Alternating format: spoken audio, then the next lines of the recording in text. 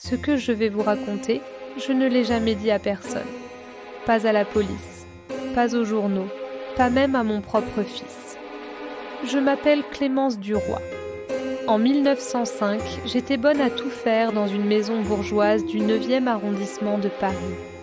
Une grande bâtisse en pierre, avec ses volets verts, ses escaliers en chêne et ses secrets bien gardés. Ce matin-là, le 14 novembre, la pluie tombait fine, froide. Le genre de pluie qui s'infiltre dans les eaux et dans les choses non dites. J'étais en cuisine. Il était 7h02. Je préparais le plateau de madame.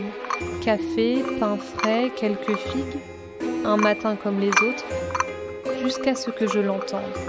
Un cri, court, étranglé, presque retenu, comme arraché à la gorge de quelqu'un qui ne voulait pas alerter. Puis, plus rien. Pas un mot, pas un pas même le bruit du vent. J'ai laissé tomber la tasse. Le porcelaine s'est brisé net sur le carrelage. 3 éclats, comme une prémonition. Ce que j'allais découvrir à l'étage ce jour-là, ce n'était pas seulement un meurtre, c'était un piège, fermé de l'intérieur. Et j'étais la seule à savoir que quelque chose clochait. Restez avec moi jusqu'au bout, parce que ce que la police n'a pas vu, ce que les journaux ont effacé, je vais vous le révéler. Et je vous jure que tout est vrai, ou presque. Monsieur Morel, Auguste Morel, ingénieur des ponts en chaussée, décoré de la Légion d'honneur. Un homme qui ne parlait qu'en chiffres, qui comptait les marches quand il montait les escaliers. Il disait toujours « Le silence est le meilleur allié de l'ordre ». Il ne m'a jamais regardé dans les yeux. Jamais. Même quand il me tendait sa veste. Même quand je servais à table. Il me parlait comme à un meuble. Et puis il y avait Madame Élise Morel, 39 ans, délicate, vive, pleine de ces gestes qui sentent la musique. Elle portait des gants même pour lire, et des parfums si légers qu'ils restèrent dans les draps. Elle avait quelque chose d'intouchable, et pourtant, elle tremblait parfois, au coin des lèvres. Tous les mardis après-midi, elle recevait un cercle d'amis, des dames bien mises, et un homme toujours le même, plus jeune qu'elle, trop souriant, trop à l'aise. Il s'appelait Émile Verdier, officiellement professeur de piano. Officieusement, je ne saurais dire, mais leur silence était plus bavard que leurs mots. Une fois, en changeant les draps, j'ai trouvé un mot chiffonné, tombé derrière la commode. Une écriture d'homme. Il disait « Je ne supporterai plus de t'attendre dans l'ombre. Il doit savoir. Je l'ai gardé, je l'ai relu des dizaines de fois, et je l'ai brûlé. Je n'ai jamais été très courageuse. Un soir, j'ai osé poser une question discrète à madame, alors que je la coiffais. Madame, vous souhaitez que je prépare la chambre d'amis, comme la semaine dernière ? Elle m'a regardée dans le miroir sans un mot, puis a souri, un sourire glacial, et elle a dit « Il y a des chambres qu'il vaut mieux ne jamais ouvrir. » Dans la maison, il y avait des règles. Ne jamais nettoyer le bureau de monsieur, ne jamais ouvrir le coffre en bois sous le lit de madame, et ne jamais monter au grenier. Une fois, la petite bonne, Louise, a voulu y faire sécher du linge. Le soir même, elle a été congédiée. Tout était impeccable. Tout semblait calme. Mais sous le vernis, il y avait des craquelures.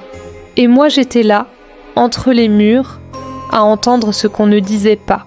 J'ai monté l'escalier principal. À chaque marche, mon cœur cognait un peu plus fort. Le parquet grinçait sous mes semelles.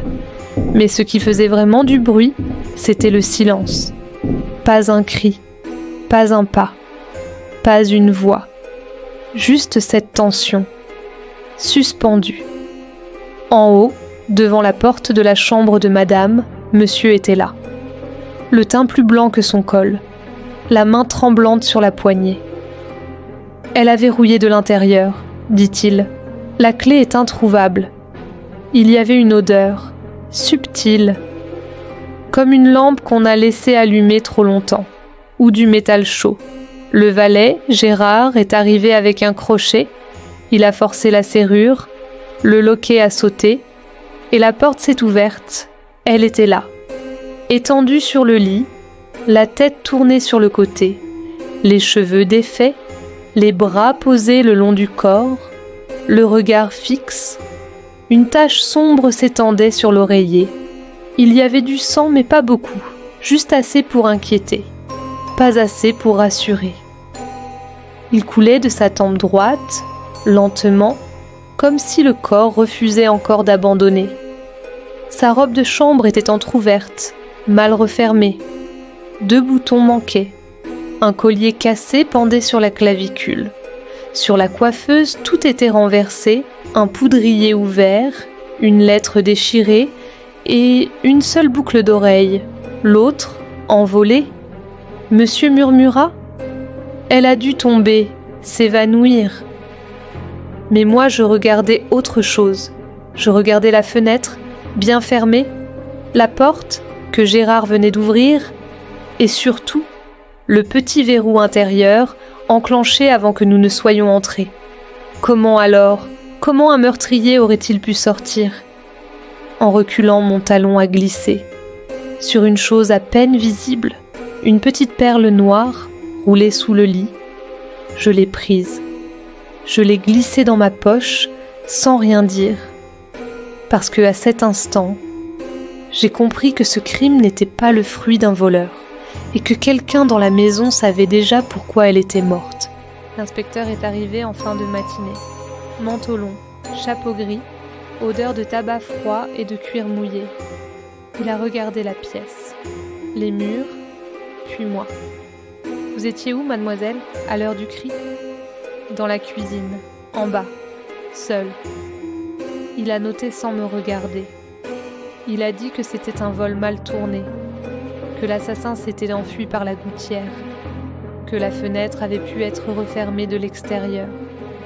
Il avait besoin d'une histoire qui tienne, pas d'un mystère. Moi, je savais déjà que ça ne collait pas. Le verrou était tourné. Et Madame Morel n'ouvrait jamais sa fenêtre, même pas l'été.